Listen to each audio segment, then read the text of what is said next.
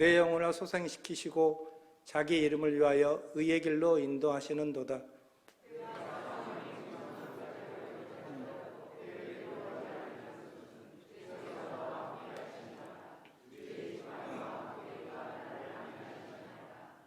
주께서 내 원수의 목전에서 내게 상을 차려주시고 기름을 내 머리에 부으셨으니 내 잔이 넘치나이다. 내 평생의 선하심과 인자하심이 반드시 나를 따르리니 내가 여호와 집에 영원히 살리로다. 아멘. 우리 유영규 목사님을 잠깐 소개하는 시간 갖겠습니다. 우리 목사님께서는 겉으로 보기에는 더없이 소박하고 조용한 분이지만요, 목회의 여정은 격동의 한국 근대사를 고스란히 담겨 그 사역을 감당하신 역사의 선구자 같은 분이십니다. 군부 독재 시절에 그 빨갱이 교회다라고 하는 낙인을 감수하시면서 목회하셨던 분이시고요. 또 늘 언제나 약자의 편에서 어렵고 힘든 이들을 돕는 그런 일들을 감당하셨던 그런 분이십니다. 교회가 별명이 있는데 세상을 품은 작은 교회라고 하는 별명을 가지고 있습니다. 민주화와 인권을 위해 싸웠던 문익환 목사님, 이해동 목사님의 뒤를 이어서 1984년에 가장 엄혹했던 그 시대 가운데 한빛교회를 목회하셨던 분이십니다. 2016년도에 이제 은퇴하시고 그리고 후배들 양성을 위해서 여러 사역을 감당하고 계십니다. 교회가 시대를 읽지 못합니다. 또 목회자와 성도가 시대를 살아내지 못하는 이 안타까운 이 현실 속에서 오늘 우리에게 불변의 믿음과 사랑, 그리고 우리가 가져야 될 지혜와 용기를 아마 가르쳐 주시고 전해 주실 줄 믿습니다. 목사님 잠깐 나오실 때 우리 뜨겁게 박수해 주시면 감사하겠습니다.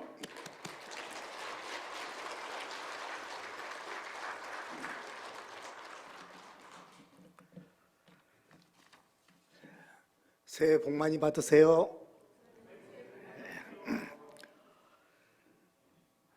우리 주님의 이름으로 올 창립 80주년을 맞이하는 계림교회 문안의 인사를 올립니다.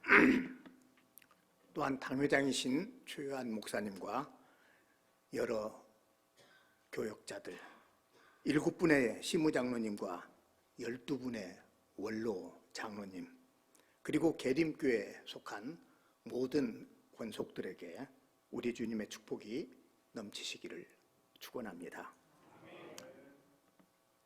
오늘 특별 찬양을 해주신 장로님들, 이렇게 당회원들 보니까 당회원을 뽑을 때는 어떤 저기가 있습니까? 성가대 출신이어야 된다든지, 찬양을 너무 잘하셔서 성가대원이어야 당회원이 되는 줄 알았어요. 우리가 집에 분재 하나 정도는 가지고 있는데, 분재를 제대로 보려면, 나무를 제대로 보려면 위에서 내려다보면 나무가 잎만 보이지 나무가 보이지 않습니다. 나무를 제대로 보려면 밑에서 위로 쳐다보아야 나무의 역사가 보이고 세월이 보입니다. 하물며 사람을 보는데 위에서 내려다보면 사람이 보이지 않습니다. 밑에서 낮은 자세로 올려보아야 그 인간이 보이고 인격이 보입니다. 저는 계림교회 당회가 계림교회를 섬길 때 그렇게 밑에서 위로 올려다보는 그런 당회가 되기를 먼저 축원합니다. 저는 서울 한빛교회에서 32년간 목회를 하다가 10년 전에 자원 은퇴를 하였습니다. 지금은 일산 부근에서 살면서 한빛교회를 매주일 출석하고 있습니다. 그러나 목사로서의 제 고향은 전라남도 목포입니다. 1978년 목포중앙교회 전도사로 부임을 해서 그 옆에 있는 연동교회 담임목사를 거쳐서 84년 7년 만에 서울 한빛교회로 옮겨가기까지 7년간 몸담았던 곳이 당시 하나였던, 지금은 5개의 노예지만 당시 하나였던 전남노예였습니다. 그런데 한 가지 지금도 기억에 선한 일이 있습니다. 제가 목포를 떠날 때 당시 계림교회 목사님이셨던 서용주 목사님이 목포까지 오셨어요. 그래서 이제 이삿짐과 함께 떠나는 제 손을 꼭 붙들고 한마디 해주셨습니다. 유 목사, 서울이 힘들면 언제든지 내려와. 기다릴게. 그러셨어요. 그런데 이제 왔습니다. 물론 쉬운 목회가 어디 따로 있겠습니까? 크든 적든, 도시든 농촌이든 불문하고 어려움은 다 있게 마련이고 목회자가 져야 하는 십자가도 다 따로 있습니다. 최 목사님이 아까 소개해 주신 대로 문익환 목사님, 이해동 목사님, 그 뒤를 이은 서울 한빛교회 목회 결코 쉽지 않았습니다. 1970, 80년대 한국의 인권과 민주화와 통일 문제로 한빛교회 교인들이 법정에 서서 받은 선고량을 무기징역은 계산이 안 되니까 빼고 유기징역만 합하면 징역 200년이 넘는 교회입니다. 아마 세계적으로도 그런 교회가 거의 없을 것입니다. 교인들은 늘 감시의 대상이었습니다. 참 가슴 아픈 얘기입니다마는 한빛교회 여신도회 회장까지 지냈던 분은 나중에 알고 보니까 우리나라 여자경찰 고위 간부여서 아예 한빛교회로 출근을 했고, 그래서 매일 목사님 곁에서 신방하고 교회를 섬기면서 교회 동정을 보고했던 그런 일도 있었습니다. 거기에 문익환 문동환 목사님과 이우정 장로님 등 제 은사들이 앞에 앉아 계시는 그런 교회, 출석 교인의 거의 20%가 신학을 전공한 교회, 참 쉽지 않았습니다. 뿐만 아니라 30년 넘게 같은 강단에 서다 보니까 왜 그렇게 부활절과 성탄절은 자주 돌아옵니까?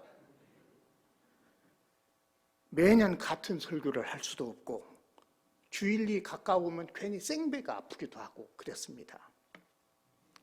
그럼에도 전남으로 다시 내려오지도 못하고 다른 교회의 청빙에 선뜻 응할 수도 없었던 것은 어려움에 처한 교회를 어떻게 그냥 내버려두고 갑니까?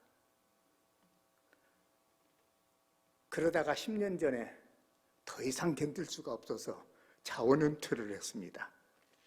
그리고 서울 변두리에서 조용히 살고 있는데 이렇게 오늘 우리 계림교회 당회가 불러주셔서 그 핑계대고 정말 오랜만에 이 광주 땅을 밟아보고 가게 되었습니다. 감사합니다. 설교 전에 제가 한 가지 부탁을 드려야 할 게 있습니다. 그것은 부디 마음문을 열고 좀 부드러운 시선으로 제 설교에 동감해 주셨으면 하는 부탁입니다. 천문학적인 비용의 무대 설치와 조명을 통해서 아주 환상적인 마술을 보여주는 카퍼필드라는 세계적인 마술사가 있습니다. 그의 공연은 비싸기로도 아주 유명합니다. 20여 년 전에 한국 공연을 왔을 때 당시 좌석이 4만 원에서 20만 원, 그렇게 비싼 공연이었습니다. 그런 카퍼필드가 세계 순회 공연을 마친 후에 기자의 질문을 받았습니다. 어느 나라 공연이 가장 힘들었습니까? 한국 공연이었습니다. 그런데 그 대답이 굉장히 흥미로웠습니다.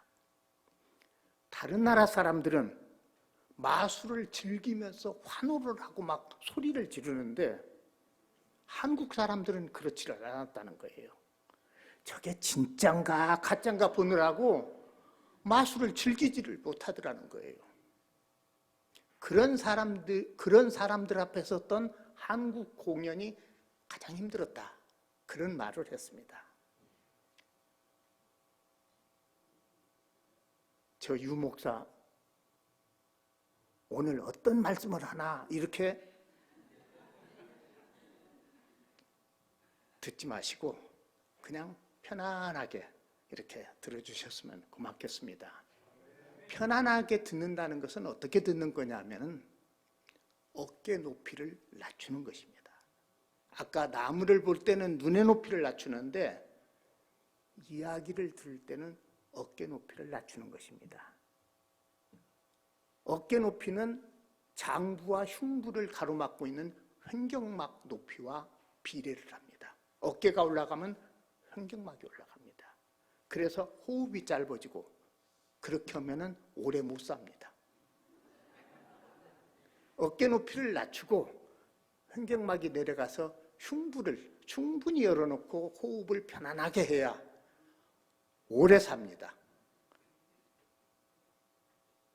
도둑질으로 가는 도둑이 남의 집 들어갈 때 이러고 들어가겠습니까? 어깨를 높이고 이렇게 들어가지. 싸울 때 이렇게 싸우는 사람 있습니까? 편안하게 어깨를 높이고 싸우지요. 이렇게 감정이 격해지고 흥분 상태가 지속되는 상태가 어깨를 높이는 상태입니다. 옛날에 우리 우스갯 얘기로 이렇게 다니면 깡패라고 그랬잖아요. 그건 빨리 죽는 훈련입니다. 예배 시간에 어깨를 좀 낮추시고 편안하게, 그러다가 좋으시면 어쩔 수 없어요.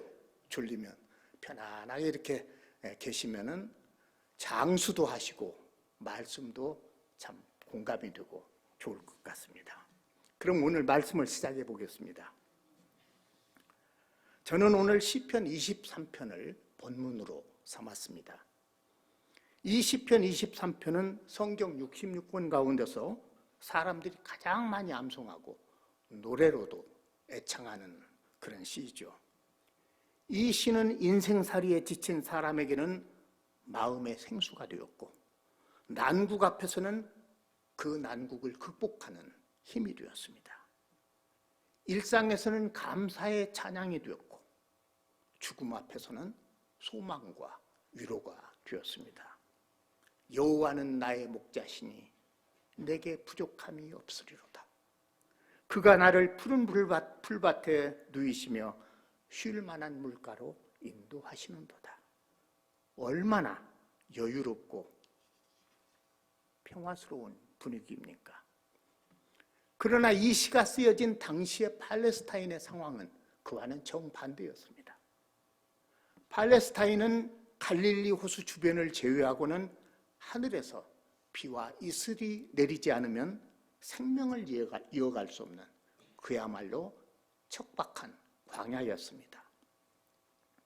초지와 물 때문에 늘 생사를 걸어야 하는 전쟁터였습니다. 강대국의 억압과 착취가 그치지 않는 순환의 땅이었습니다. 이 시를 쓴 다윗의 상황도 지금 위기의 한복판입니다. 아들 압살롬의 반란으로 밤중에 겨우 왕궁을 빠져나온 그런 피난길에서 이 시를 썼다고 전해지고 있습니다. 다윗은 본문 4절에서 지금 자신의 처지를 이렇게 노래합니다. 사망의 음침한 골짜기를 다니는 것과 같다. 그런데 그런 자리에서 내게 부족함이 없으리로다. 내 잔이 넘치나이다. 이런 노래를 부른 것입니다. 도대체 무엇이 다윗으로 하여금 이런 노래를 부르게 했겠습니까?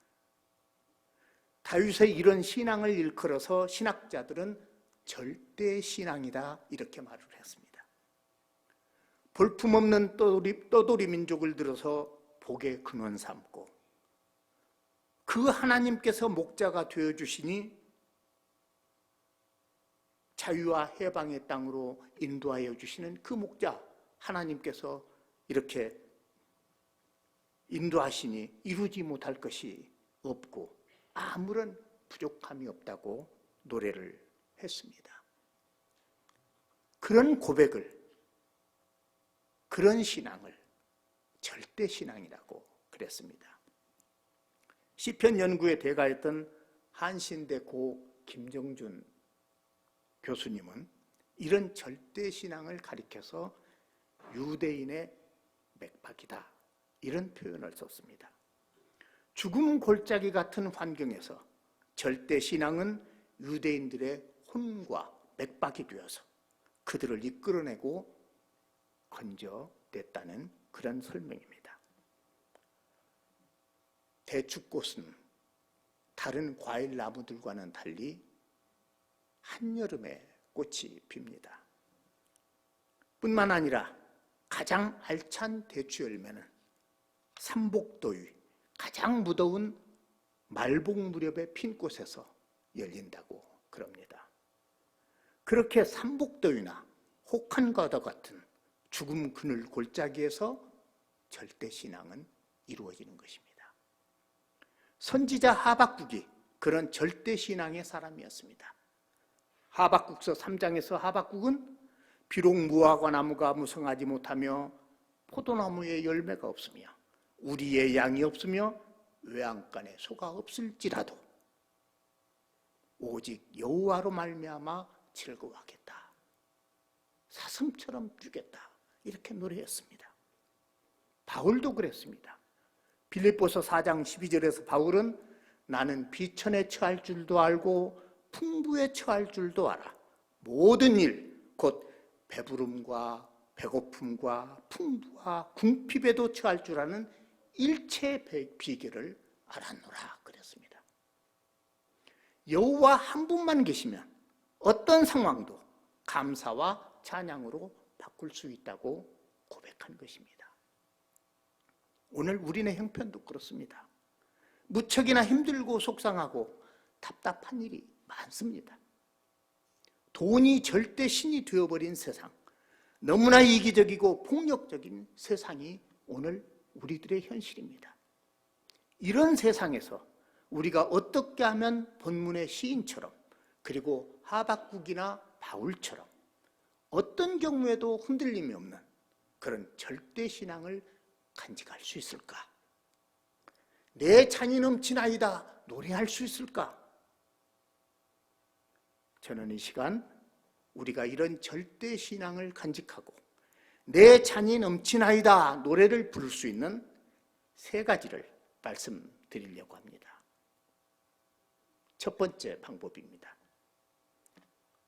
우리가 가지고 있는 마음의 잔을 가능한 한 작게 한번 만들어 보는 것입니다.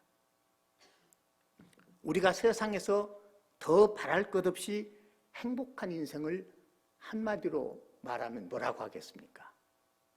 당장 죽어도 한이 없겠다. 저는 그 말을 오늘 시편의 본문을 빌리면은 내 잔이 넘치나이다, 이 말과 같다고 생각을 합니다. 그런데 왜 우리는 늘 부족감을 느낍니까? 그것은 우리 마음속에 아무리 부어도 넘치지 않는, 채워지지 않는 큰 항아리만한 그런 잔을 가지고 있기 때문입니다. 이런 큰 항아리를 어떻게 하면 작은 잔으로 바꿀 수 있을까? 그래서 조금만 부어도 내 잔이 넘치나이다, 이렇게 노래 부를 수 있을까? 요즘 심각한 사회 문제가 된 비만을 예로 들어보겠습니다. 우리나라 성인 남성 중 10명 중에 3명 이상이 비만이라고 그럽니다. 그리고 최근에는 어린이 청소년의 비만도 늘고 있습니다. 이런 비만은 심각한 심혈관 질환들을 일으키죠. 지금 세계는 이런 비만을 해결해 보려고 수많은 식품과 약품과 다이어트법을 내놓고 있습니다. 그러나 그로 인한 후유증도 비만 못지않게 심각한 현실입니다.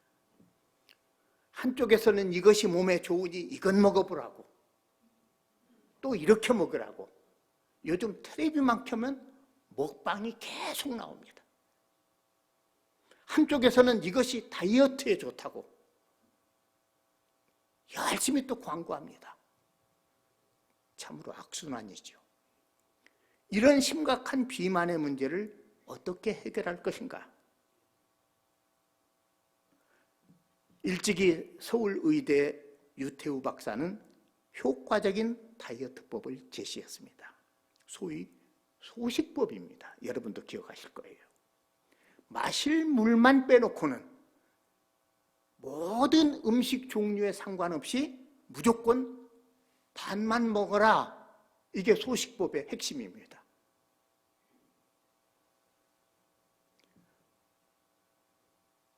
소위 반식 다이어트법이라고도 그럽니다.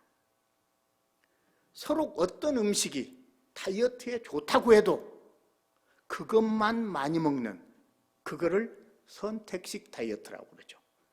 안 된다는 거예요, 그거는. 무조건 반만 먹어라. 이 소식법을 강조했습니다. 그런데 많은 분들이 이런 소식법에 이의를 제기했습니다. 사람이 어떻게 맛있게 먹다가 도중에 숟가락을 넣느냐는 거예요. 어렵다는 겁니다. 이렇게 소식법이 어렵다는 사람들에게 같은 대학 심리학과 최인철 교수가 비법을 또 내놓았어요. 소식법에 대해서. 프레임이라고 하는 그의 책 속에서 이런 말을 합니다. 식욕이 식사의 양을 결정하는 것이 아니라 그릇의 크기가 식사의 양을 결정한다. 이런 논리를 내놓았습니다. 그는 맛있게 먹다가 도중에 숟가락 못 놓겠다는 사람들에게 그렇게 적게 먹으려고 하지 말고 처음부터 아예 그릇을 줄여라. 그릇의 크기를 반으로 줄여라. 그러면 몇 그릇 먹다 보면 내가 이거 너무 많이 먹는 거 아닌가? 이런 의식이 머릿속에, 그것이 프레임으로 작동해서 적게 먹게 된다는 거예요. 아주 그럴듯한 이야기입니다. 그렇습니다. 야고보서 1장 15절에 욕심이 잉태하면 죄를 낳고 죄가 자라면 죽음을 낳는다고 그랬습니다. 우리가 마음속의 욕심을 아예 비울 수는 없습니다. 이 세상 살면서. 욕심이라고 하는 그러나 큰 항아리를 그대로 또 가지고 있는 한 우리는 행복할 수가 없고 자지 찰 수가 없습니다. 밑 빠진 독에 물 붓기죠. 그러므로 욕심의 항아리를 아주 작은 잔으로 만들어야 합니다. 그래야 조금만 부어도 내 잔이 넘치나이다 노래할 수 있지 않겠습니까? 어떻게 그 잔을 줄입니까? 이게 두 번째 방법입니다. 처음에는 그릇의 크기를, 마음의 욕심의 그릇의 크기를 작게 만들어요.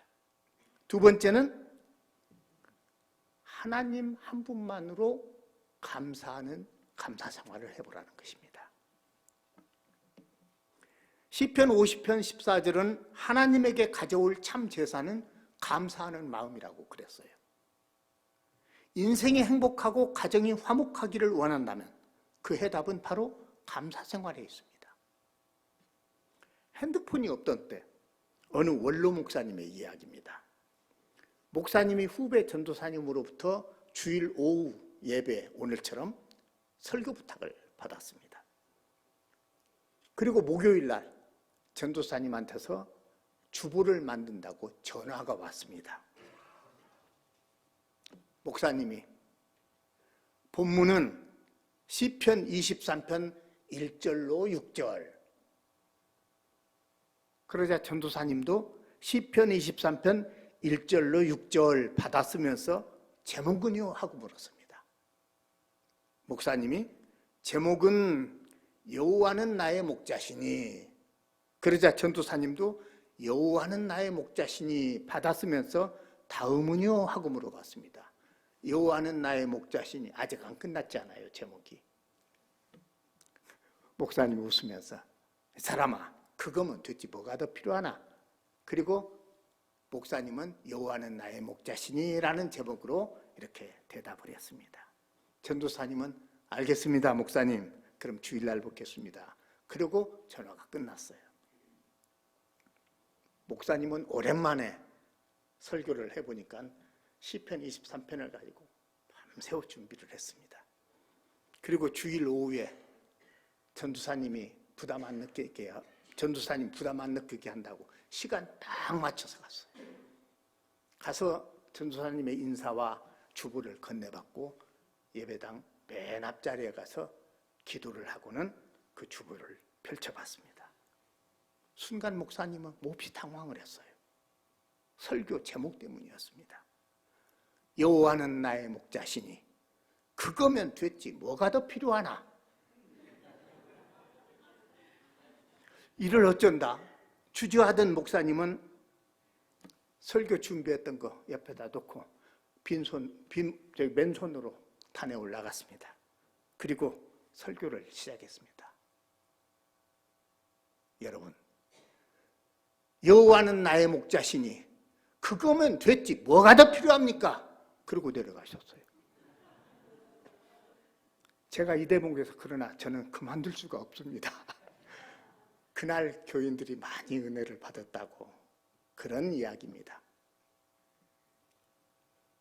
내 찬이 넘치나이다. 노래를 부르게 하는 것은 여호와 한 분만으로 감사하는 생활입니다. 여호와는 나의 목자시니 그거면 됐지. 더 필요한 거 있으세요? 그것이 비록 나를 힘들게 하고 괴롭힌다고 할지라도 그것을 주님께서 나에게 허락하시는 은혜로 받아들이는 감사생활. 감사의 눈으로 보면 세상에 버릴 것이 하나도 없다고 그랬지 않습니까? 그렇게 사소한 것까지도 주님의 은혜로 받아들일 때 우리는 비로소 시인처럼 하박국과 바울처럼 절대 신앙이 되고 내 찬이 넘치나이다 노래를 부를 수 있게 될 것입니다. 마지막 세 번째 방법입니다. 기도의 방향을 한번 바꿔보라는 것입니다. 기도의 방향을 바꾸라. 제가 처음 예수를 영접했을 때의 이야기입니다. 저는 고등학교 때 교회 다니기 시작했어요. 그런데 담임 목사님이 당시 기도원도 함께 운영하시던 목사님이셨습니다. 그래서 중고등부 학생들은 기도원으로 수련회도 갔고 여름 방학 되면은 기도원의 집회에 참석하기도 했습니다. 그런데 제 눈에 기도원에 온 그 많은 분들이 전부 다 통성기도를 하는 거예요. 그래서 저도 어떻든 통성기도, 방언기도를 하는 거예요. 그래서 저도 그 방언의 은사를 받고 싶었습니다. 그런데 아무리 기도를 해도 옆 사람 기도 소리만 들리지 방언이 안 돼요. 그래서 담임 목사님이신 원장 목사님을 찾아갔죠. 목사님, 저 방언 좀 가르쳐 주십시오. 그랬더니 그 목사님이 빙긋이 웃으면서 저보고 왜 방언을 하려고 하냐? 다들 하는데 저만 못하지 않습니까? 저도 하고 싶다고. 그랬더니 웃으시면서 하시는 말이 나무 뿌리 하나는 뽑아야지 그러시는 거예요. 저는 그 말을 나무를 붙들고 그 뿌리가 뽑힐 때까지 열심히 기도하라는 말씀으로 받아들이고 또 사실 그런 말씀이었고 그래서 그날 밤에 모포 한 장을 옆구리에 끼고 저녁 집회에 안 참석하고 뒷산으로 올라갔습니다. 와서 큰 거는 안 뽑힐 것 같아서 작은 나무 하나 붙들고 정말 새벽까지 기도했어요. 무릎이 까지도록 기도했습니다. 그런데 방언은 나오지 않고 정신만 더 말똥말똥해지는 거예요. 그래서 새벽에 새벽 집회 마치고 쉬시는 원장실 또 문 열고 들어갔습니다. 무릎이 까져서 피가 맺힌 무릎 가리키면서 이래도 안 되는데요? 그랬더니 목사님께서 웃으시면서 하시는 말씀, 그게 지금까지도 제가 기억하는 이야기입니다. 하나님께서 원규 너한테는 다른 거 주실 모양이다.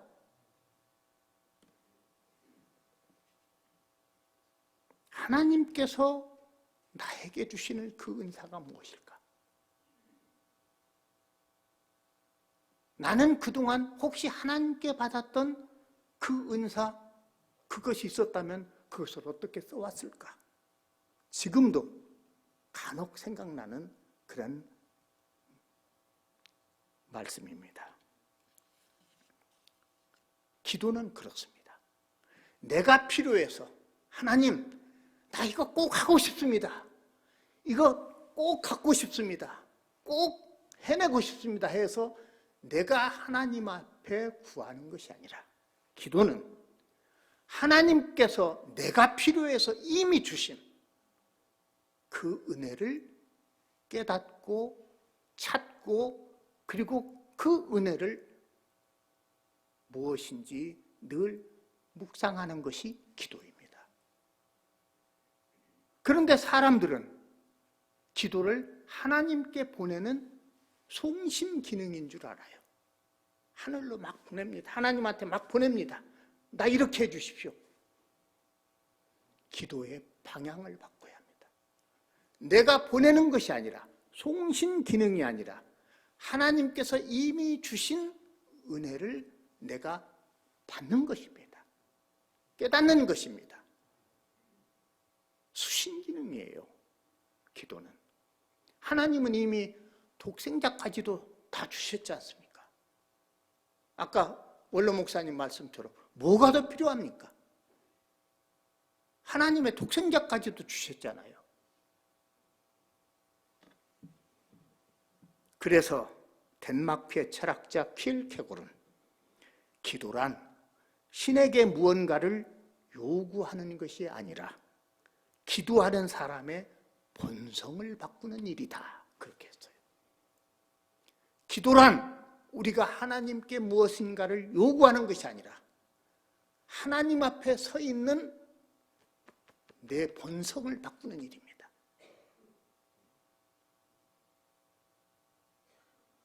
신학교 처음 입학했을 때 교의학 시간에 들었던 강의의 첫 마디가 그것이었습니다. 신학은 인간학이다.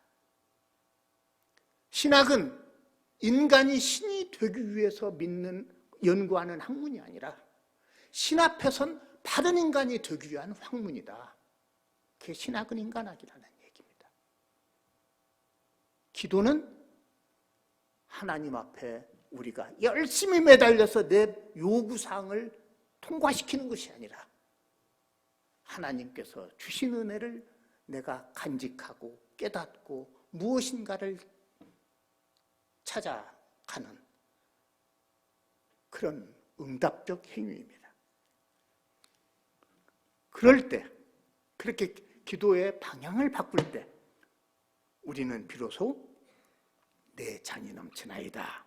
모든 것이 감사로 바뀔 수 있다는 것입니다. 제가 오늘 드리고 싶은 말씀은 이것으로 다 끝났습니다. 끝으로 당부 하나 드리려고 그럽니다. 여러분들이 이미 잘 알고 계시는 이 지역 무진교회 고 윤영규 장로님 이야기입니다. 그분 생전에 제가 직접 들었던 간증인데 아마 여러분은 오늘 처음 들으실 것 같습니다. 윤영규 장로님이 한신에서 신학을 하셨거든요. 그 신학교 4학년 때 졸업여행을 갔더랍니다. 그런데 그 졸업여행 인솔자가 누구냐 하면 우리 교단의 큰 어른이신 김재준 목사님이셨습니다. 그런데 한 방을 쓰게 되었대요, 밤에. 그러니 얼마나 불편했겠어요, 윤영규가. 그래서 밤에 잠을 자려고 하는데 잠이 오지를 않습니다. 잠 못 들고 뒤척이던 영규가 뜬금없이 물었습니다. 목사님, 왜? 하나님이 정말 계세요? 얼마 안 있으면 졸업을 하고 전도사로 나갈 학생이 하나님이 정말 계시냐고 물은 것입니다.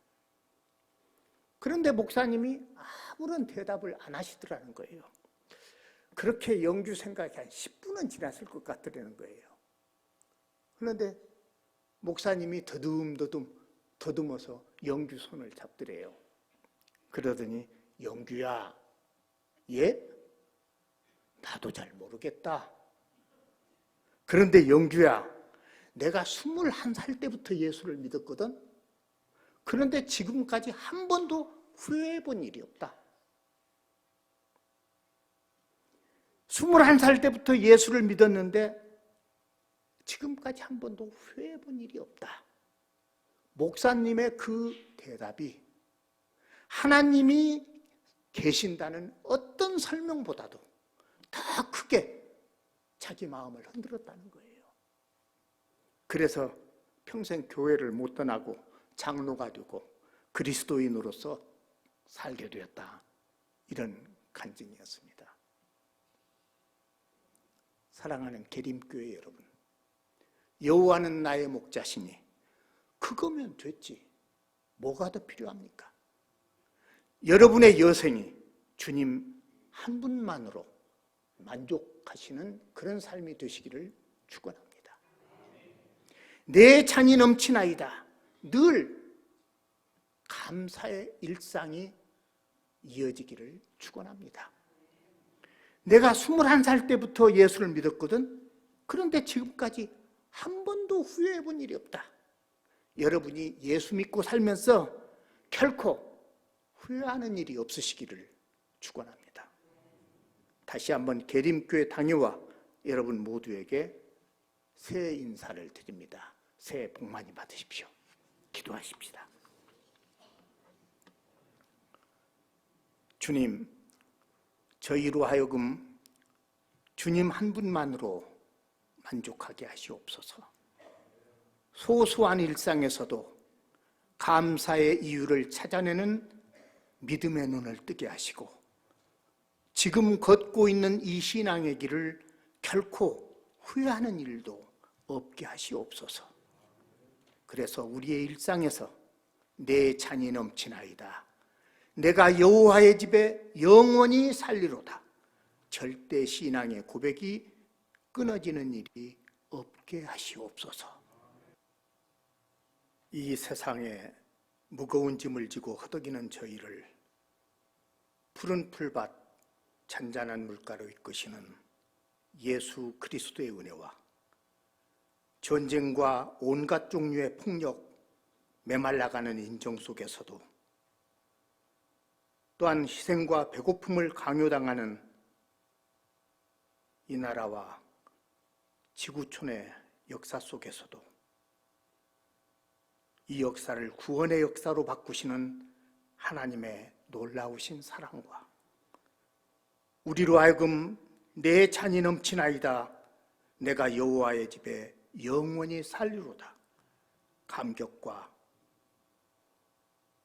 결단의 고백이 넘치게 하시는 성령님의 응원하심이 계림교회에 속한 목회자와 당회와 모든 권속들과 이 땅의 양심적이고 평화를 사랑하는 모든 이들의 삶 속에 늘 동행하시옵시기를 간절히 축원하옵나이다.